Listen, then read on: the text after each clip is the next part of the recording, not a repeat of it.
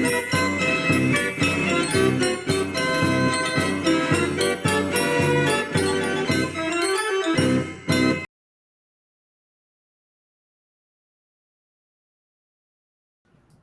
there, thanks for stopping by. My name is Michael, and as you probably know, I'm on a mission to rescue, restore and rebuild a 100-year-old Wurlitzer band organ. Now, this week we're going to completely finish the case.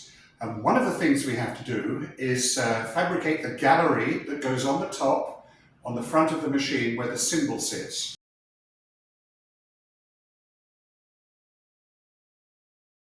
This is my replica, and as you can see, I chose to do the gallery with the cymbal in the center of the front. I like the way it's balanced, it's symmetrical, and it's good. This is how I made my case, and I have a decision to make about restoring the 100-year-old one. So here's a bit of my thought process. This is one version of the 105. As you can see, it has the cymbal on the side.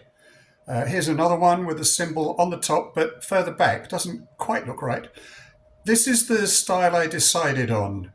It just looks so symmetrical and nice. Now, this is the timber I made my 105 out of. It's actually from, it was a tree we smuggled in from the Congo when I was living in Uganda.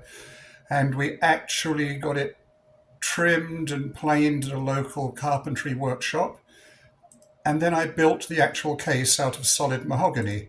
It looks quite nice. And I've decided I'm going to use the same style with the cymbal in the middle at the top. This is the gallery I made for my replica. I cut it out by hand.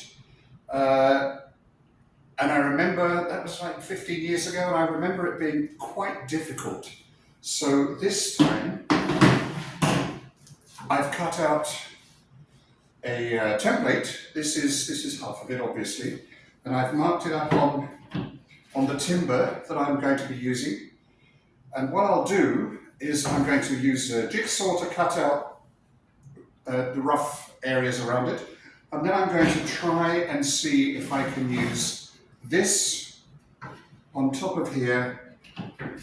I'm going to try and see if I can use this on here and then use a router with a stop to run around here, like a flush trim router. So we'll see how we go on. Okay?